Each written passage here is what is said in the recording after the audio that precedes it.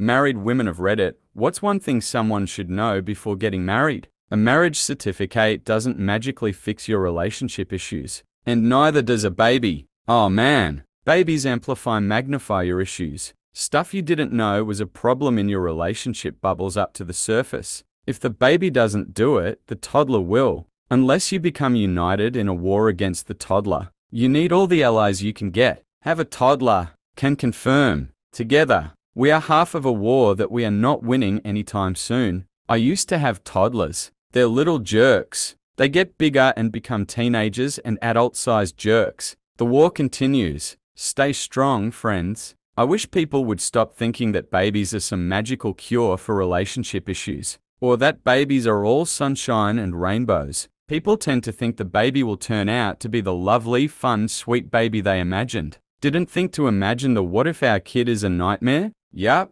babies are challenging for strong relationships. They detonate weak ones. Band-aid babies are such a terrible idea. The baby is a hostage that neither wants in this case. In-laws can break your relationship. Always create boundaries. What's the difference between in-laws and outlaws? Outlaws are wanted. Nuke, nuke, nuke. My in-laws are actually lovely people. My in-laws are pretty great. That said, I'm beginning to realize that it's really my side of the family that is the problem. At least they live far away. And make sure your partner will enforce them with their parents, rather than letting you be the bad guy. Your partner should agree that your word and opinion and needs come before mummies and daddies. Always. No exceptions. You work together, not against each other. And just because you don't agree on something doesn't mean you're no longer on the same team. You're always on the same team. That's what I tell my wife's boyfriend. Hey, we're in this together, buddy, whether you like it or not.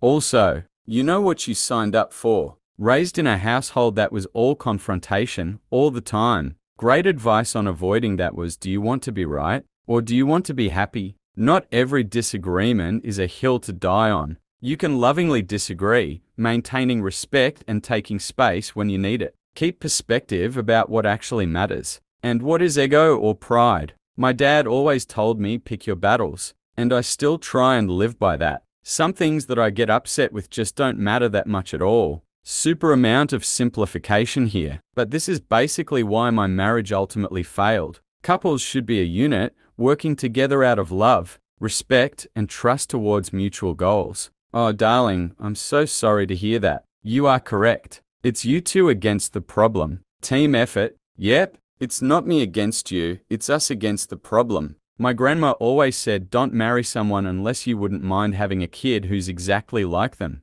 That's a very good saying. I love it, and you'll keep it and give your grandma credit for it. Very wise and very specific. Hope she was talking about your uncle and not your dad. You'll carry a baby for 9 months. Go through hours of labor, put every last ounce of energy into their health and happiness, and they grow up to be a clone of their father. Not in a bad way. My husband is a wonderful person. I would just like some evidence that I was involved in the process at all. Your partner's financial situation in full, and they should know yours. Married couples don't necessarily need to combine all of their money if that's not their preference, but in general, financial transparency is a must. And if your partner is financially irresponsible before marriage, you should really think about how that will affect you once you are married. It's not always 50-50. Sometimes you have to support each other and it's 20-80 or 60-40 or 90-10 for a while. Shouldn't always be this way, but sometimes one of you just can't give the full 50 for whatever reason. This is some of the best marriage advice I got from a friend. As long as you're both giving whatever is your personal 100 at the time. Even if that's only 10 of the whole, and it's not always one person carrying it all without a good reason, e.g. spouse choosing to be a caregiver for another one, knowing there are some things that will just always be your 80, you can get through those shifting divisions. Hell, sometimes it's 2000, like a life-threatening illness for one spouse. Death of a parent, you never know what life is going to throw. Currently going through death of a parent and others. I'm so grateful we have each other. You can't fundamentally change who someone is. If they show you who they are, believe them. It's challenging to know what is fundamental when it comes to behavior. Some behavior is a reflection of what is fundamental, like dishonesty, lack of empathy, lack of remorse. Some are coping skills or learned behavior that can change with time when faced with harm to others, even some things that are really problematic behavior. I guess that's why I've settled on the importance of integrity. A person with integrity will change. Go to bed angry, take a shower, eat a snack, communicate. You need to take time to think about it. Solutions are easier to find when you aren't worked up and tired. It's not always romantic. Butterflies kind of love, but it should always feel safe, like you have each other's back and you both agree on the big picture. Our deal is if it's after 11 p.m., stop arguing and go to bed. If you haven't fixed whatever by then, it's not going to get any better when you're both more tired. We had something similar when we had newborns. Anything we say after a certain hour, we don't mean it. We're just exhausted and delirious. Was that time 8 a.m.? It was for us. Yes, go to bed angry rather than ripping each other's heads off because you're tired. Take a break to process things and reconvene on the issue the next day. I think the reconvene thing is key. I think the don't go to bed angry adage is probably more like, don't just stay quiet and resentful. It's important to be able to discuss issues, but you have to know when it's not productive and you need to take a breather and revisit. I learned this in sociology class. People carry within them a subconscious belief system about how things are supposed to be when you're married. A person doesn't really have access to what all those beliefs are until after the deed is done. It varies a lot from person to person and is formed from the time you're a small child by observing your parents' relationship, things you hear from others, media, and other sorts of social input. My first husband became a different person as soon as we got married, and not for the better. All of a sudden, I was expected to play a specific wife role. That was completely contrary to deep discussions that we had had before we got married. The marriage lasted about 2 years, and it was a rough 2 years. I became extremely wary of marriage after that. Yes, exactly. So many people have a switch that flips in them once they say I do. Everything they were and what they dreamed for the future completely alters to this hidden preset that they didn't even know existed before. I've seen this in an untold number of failed marriages, and it's the reason stress and strain in seemingly healthy marriages. Seriously, my husband had these deeply ingrained belief tendencies about marriage and domestic partnership that I don't think he was even fully aware of, and which did not show themselves at all until we were engaged and emerged slowly as in after we were married. As boyfriend, he loved that I was driven, intellectual, spontaneous, low maintenance. As a husband, he wanted someone else. We have worked through it, but it was not easy. It's popular to say just marry the right person, but people do change and or new parts of themselves come forward in different circumstances and as they age. My husband started throwing me around within weeks of getting married. After almost 10 years together, marriage does weird things. Holy crap, that is terrible. Sorry that happened to you. 10 years of waiting to be like that though, that is a different level of psycho. Really makes you lose faith in people. He was a professional fighter, so I hold on to hope that it was brain damage and bad timing to keep myself sane. But realistically, I don't understand how he was able to hide the rage in for so long. I left him almost immediately and he is not allowed within 100 meters of me or anywhere I frequent, so I'm safe. Something similar happened to me. I was with my ex for 11 years. As soon as we bought a place together, he became emotionally abusive. I thankfully left once he progressed to physical intimidation. It really messes with me still that this man was my best friend for 14 years, and I somehow had no idea he was like this. It's a weird precipice that they cross. Then, bam, they stop being this person you knew and loved for so very long and become this thing you're afraid to be alone in a room with. Spoiler, this is what PRE marriage classes focus on. That's why couples who do PRE marital counseling have happier and longer-lasting marriages. My husband went to counseling for an issue with his mother. We went together the first session, and the therapist said he could tell that we had been to PRE marital counseling because we communicate so well. How they react when they are angry or frustrated.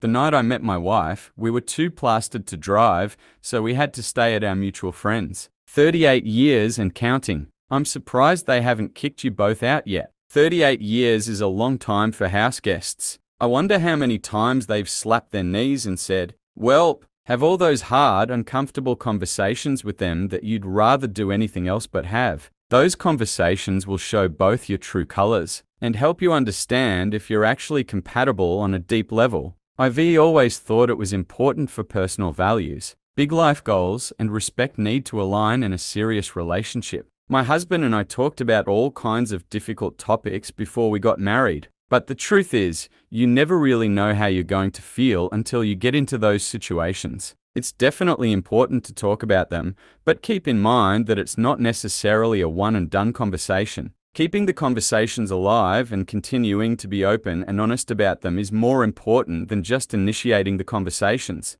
Except I did the 100 questions before you marry book with my ex and he just lied and told the appropriate answers. But in actuality, he didn't believe those things that he said. He got kicked out of marriage counseling because he didn't answer the questions. He just passive-aggressively hijacked the time by complaining about the way I answer the landline phone. It was a gift when he divorced me, and the best choice when I said no when he wanted me back. I created a great single life for myself. He had only been holding me back. My current husband and I have been together 15 years, and we have a much deeper bond. And he is way better in every way than the first one. I think I didn't believe people when they told me I was punching under my weight. But it was true. Make sure you're getting married to be married, not to have a wedding. And really think about that. You intend to be in the relationship for life. That's what you're promising when you get married. You think you won't have to work on it? Wrong. Lots of work. Give and take. You won't always be happy with one another or yourselves. So communicating and working together to grow alongside each other is so important. Think about what your absolute must-haves and must-not-haves in a partner. You won't have all the musts, but most importantly, you should not have any must-nots. Partner is aggressive when angry. Partner's feelings about having kids are different from yours, etc. My husband and I have been together for 11 years. Next month, married 5.5 of them. He's been with me through the worst moments of my life thus far. And also the best. He's my best friend and confidant, but also he's also annoying as fuck sometimes. I'm sure he would say the same thing about me. I can't imagine my life without him. How the other person handles arguments. Not disagreements. Arguments. You need to see them during a very trying time before you marry. That will tell you so much about them. Go on a vacation. That helped tremendously. Road trip, airport, cruise. Anything where you're beholden to a vast swathe of support people with whom you'll have one brief exchange, at the check-in desk, at security, at the shops, anywhere where they hold all the power, where the schedule does not change for all the efforts of man. Not just that, but are you willing to put up with how they are when angry and unreserved? We all got our special flavors of shit. When pressed the wrong way, some admit to it better than others. The question is, are you okay if that behavior largely stays the same? They may work on it if it's an issue, but it's still a compromise of sorts. Improvement may not be as expedient as you'd want. Are you okay with that? Anyone can become disabled with no warning. That means you or your prospective spouse. No warning at all. I like to say never marry someone whose ass you aren't willing to wipe. In sickness and in health is much harder than for richer or for poorer. I'm a wife who was recently diagnosed with a life-changing chronic illness, and my husband and I both agree the last 2 years are the hardest thing we've ever done. And I once left him for being an alcoholic, so that's saying something. Also, he's been sober for 8 years. Someone with high integrity will change problematic behavior that hurts others, and this propensity to change is vital to a healthy marriage. Have high integrity. Marry high integrity. That marriage isn't going to complete you or fill the void within you. Right, that's what the drugs and chocolate are for. Sleeping in separate rooms is perfectly fine. My husband snores like a maniac. He rips his CPAP off in his sleep and it's difficult to wake him to put it back on. I also need my bed space. He's a big guy. Not obese or anything, but just big, tall and works in the trades, so he's got a fair amount of muscle to him. I have claustrophobia, and I toss and turn, which drives him nuts. I need the TV on and he can't do it. He needs the fan on him and I can't do it. Blankets and pillows get stolen from each other and stolen back. We need sleep. We both work and we share every bit of housework, child work, etc. We wake up bitchy when we can't sleep because I'm a teacher and we both need to be up early. So we have our own rooms. We have our together time, which has remained unaffected. It's also fun to decorate our rooms the way we want it. We do movie night weekly with the kids in his room, and we have our family fun joking around together. Kids are seniors in high school, and my room is the unofficial place for that. We sit on my bed for hours and do dumb shit. make fun of each other, have serious talks for hours until I kick everyone out. If you both like your own spaces, don't let people tell you it's unhealthy. I thought that same thing forever until I realized it's nonsense. Healthy is happy, and happiness is the relationship we have. The life we've built, how far we've come, had the kids as surprises, young, and the times we've had with our kids. One prefers to talk privately with dad in his room sometimes, and the other prefers me. I love that for all of us though. Of course, when sick, it's MOMS room all the way. To me, sleep is among the things that build a relationship. You can't be exhausted and have a resolution, but not use it because people think it's weird. Get better sleep, be in better moods. Plus it's fun to slip each other notes like "wanna come over tonight?" I love straightening up and getting ready for a little in-house date. People say shit about it, but it's completely fine if this is what you find could be a good solution. Lots of people do it, and sleep is something you need to sacrifice for a marriage. We all compromise in marriage, but sleep, to me, means he and I are well rested for work, happier in the morning to have coffee together because we can go to bed when we want and wake up early enough to enjoy that time together. And we both have to work. So that realization, made years ago to sleep separately, improved our attendance at work, reduced the illnesses we caught from each other, etc. TLDR, sleeping separately is fine, we need sleep, and it reflects nothing poorly on the marriage, although people will say shit. A lot of shit. Me and my husband do similar, but with our offices, so that we can have our space away from each other. And we both sleep like the dead, so neither of us keeps the other up, right? Space away is normal and healthy. We all need our own little spaces for our just me time. I don't knock couples who have to sleep together, but I definitely need that. I also get migraines like 3-4 times per week, and Imitrex doesn't always work. So the last thing I want is anyone coming in or out, bringing in light and noise, or disrupting the only thing that makes them go away: sleep and being alone. We've been officially married 10 years, although together for way longer, and we separated about 10 years ago. We both have no idea why we didn't do that earlier, except that we thought the other would be upset, because that's not how things are done. I kicked his ass out the day he asked me if I hated this too, and was grateful because he knew I did, but I thought he would be so upset. He knew I wouldn't say anything, except we both were always exhausted, and in the morning we'd review the previous night and the different kinds of shit show it was for both of us. Best thing to ever happen besides the boys. Happily married for almost 20 years, and we've slept separately for 18 of them. One of the best things we ever did. Having our own blankets has been amazing and something I have never regretted. Our bed doesn't look all fancy and decorated, but no one really needs to be in our bedroom on a tour anyway. And not getting irritated at each other when we're tired in the middle of the night over someone being a blanket hog or having freezing feet is totally worth it. Whatever fight you have when you are dating is the same fight you'll have when you are married. You have to decide if you are willing to have that fight for the rest of your life. It will take different forms, but ultimately it is the same fight. If you think your boyfriend/girlfriend will change once married, they will not. So, decide if you can put up with it. Decide if everything else is worth the fight. This is not to say it doesn't evolve. After over 20 years of marriage, we sometimes get upset and just say something like, "Are we going to fight this out, or can we just acknowledge it and apologize until next time?"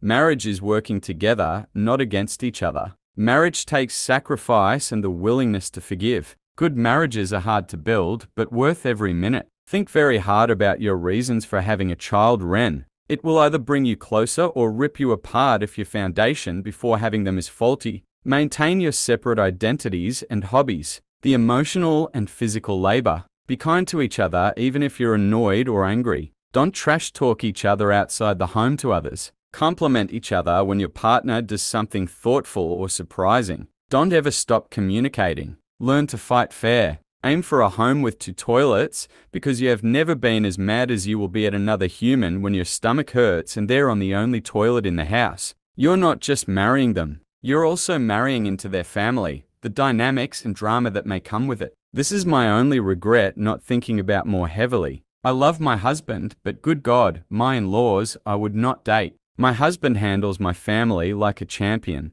but they are very difficult people. I greatly appreciate his patience with them because I've certainly lost mine. Don't marry anyone if you wouldn't do it if they remained the person they are when you got engaged. Never marry potential or a project. I've heard this before. Women assume men will change and men assume women won't. And both are untrue. There is absolutely no shame in couples counseling. If you learn early on that you have different ways of communicating, it helps a lot to learn how to bridge the gap. It will help keep resentments from forming, and you will learn good tools to avoid or de-escalate conflicts. Life is not a fairy tale. Marriage takes work. Give and take. Agreed that it takes work, but it should be the work of tending a garden, not working a salt mine. Yeah, marriage shouldn't be hard all the time. It should be making your life easier and happier. Life can be an absolute asshole, but your marriage should help, not hurt. Make your own money. Do not rely on a husband for that.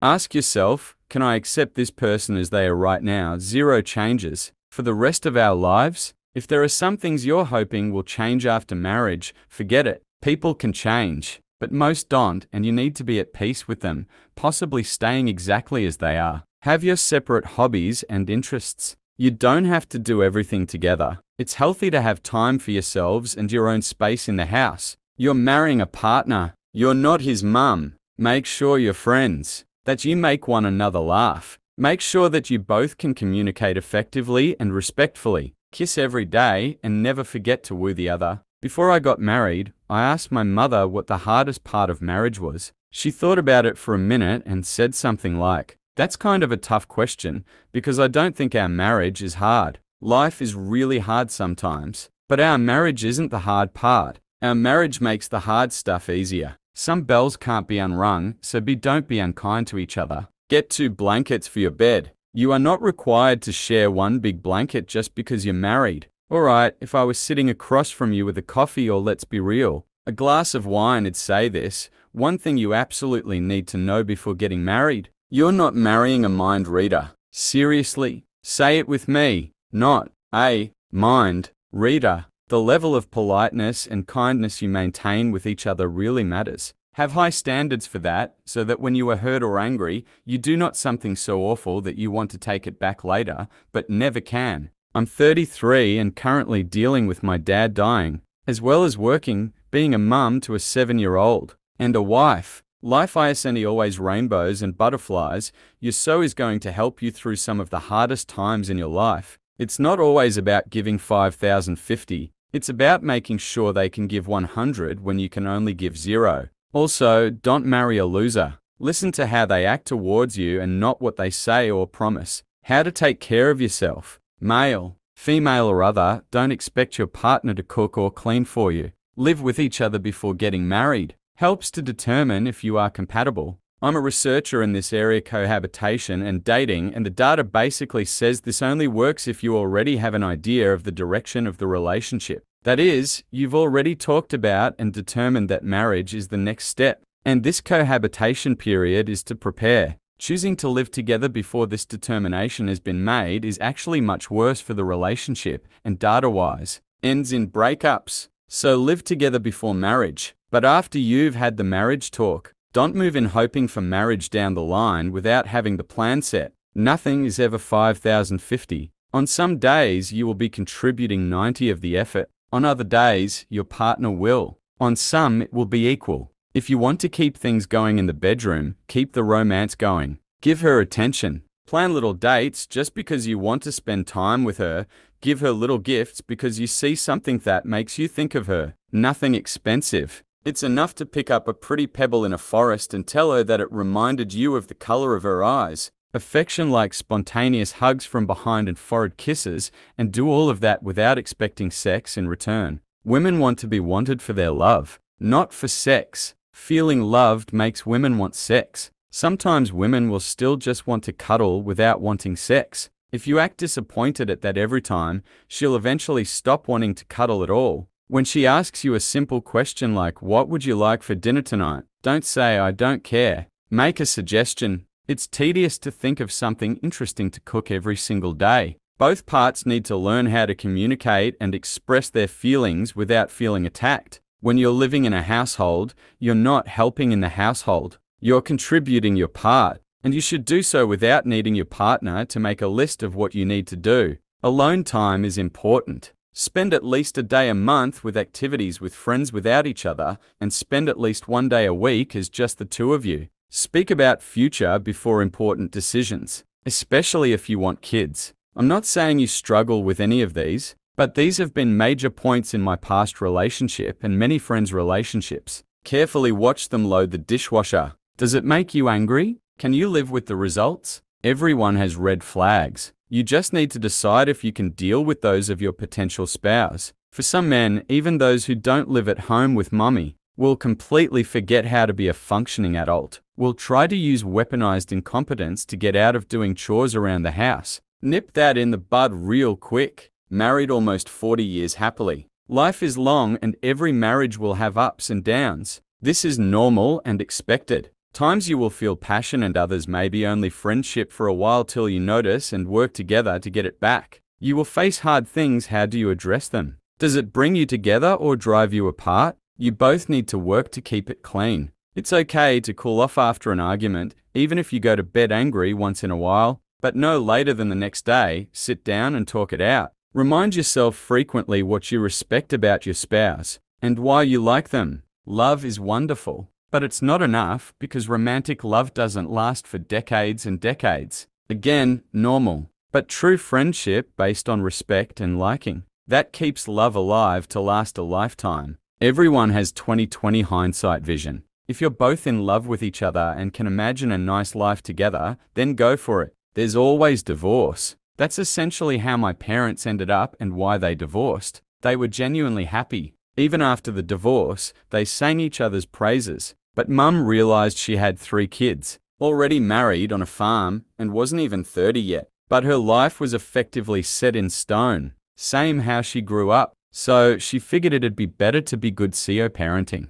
Then wait until the likely outcome of resentment of never doing anything, resenting dad, when he didn't do anything wrong. My mum always told me to marry my dad, and for my brothers to be him. Dad echoed the same. You did not try and pull the usual ex-wife sexist crap around dad about her. And as his daughter, I really appreciated that. So many fathers go red pill after a divorce, take it out on their daughters. He was obviously hurt, but he understood. The old if you love them, let them go thing. She said she never doubted for a second that we'd be good in his hands. Due to my disability, dad got main custody. They have grandkids now, but even now they still get along. They say maybe they could have really worked out in the end, but better the happy ending they did get than the possibility of one. This is a fresh take. I would suggest a slight caveat that embracing divorce is an option from the beginning. Just do the prenup and make sure you aren't setting yourself up for an unfair split. Romantic love ebbs and flows. Sometimes it's butterflies and sometimes they feel more like a best friend and roommate depending on what's happening in life. That's okay. But you need to like and respect each other all the time. You absolutely cannot change a person to fit your mold of them you've made in your head. I just want him to be the man he told me he'd be. He could die, and die suddenly and die young. I'm not saying this to be a mood killer, I'm saying this because it happened to me. Make sure each of you have life insurance, and $10,000 won't cover it. Make sure it's an amount that will take care of you if something happens, and get your wills in order. What you really like about them is going to annoy the hell out of you eventually. This made me laugh. I don't know if you meant it to be funny though. When we dated, I adored his patience. It absolutely does annoy the hell out of me 20 years later, but I still adore him, so I guess it's not too bad. You may not always like each other, but you should always love each other. Marry someone whose company you actually enjoy. Hotness goes away. Money can be lost or gained. Social standing is a scandal away from being lost. But if you truly enjoy your partner's company, you can make anything work. Oh, and just talk to each other. It's not really supposed to be that hard. If you don't like living with the person 90 of the time, it's not worth it. I get so annoyed by stupid rom-coms with lines like love hurts. If it hurts, you're with the wrong person. Tortured artist love is not something to aspire to. It should feel easy and effortless and content most of the time. It really doesn't change much. I was living with him for 5 years before we actually got engaged and married a year later. BTW, that's another one. If you get engaged, that doesn't mean you need to a quick wedding. And the wedding was basically just an expensive gathering of our friends and family. I actually really regret all we did, because 75 of the people there we see very infrequently, if at all. Like, I wish I was joking, once every 3 years. If you and your partner feel being more Loki in a courthouse, your gut is probably right. But our relationship is the exact same today as it was the night he proposed, and that was the same as it has always been. I don't like when I see people make big elaborate posts about marriage, because I feel like someone will only propose if they truly feel like that person would say yes. I see that as, hooray, the government now looks at you as official. It's not something that makes me think certain couples love each other more or less. Whatever issues or bad habits are going on now will not get better. I beg to differ. People can fix a bad habit. Will not get better without therapy or some help and willingness to put in the effort. Watch the dynamic in your partner's home. If mum is running around cooking and cleaning while your partner doesn't lift a finger, this will carry into your home life. Whether your partner realizes or not, marry someone who completes daily activities on their own without you asking. i.e. laundry, making the bed, cleaning, taking the trash out. Ensure they're happy splitting the load to make your life as equal and enjoyable as possible. The small things make the biggest difference. If you have children, all of the flaws in your relationship will be highlighted. Your man will not all of the sudden become more responsible, loving, or supportive. Choose very carefully. The ears are sold separately. I always say the ears are for decoration, but I like this one too. Financial disclosure. Not necessarily details, but know if you're walking into mountains of debt. It's a high-stress way to start a marriage and not advisable.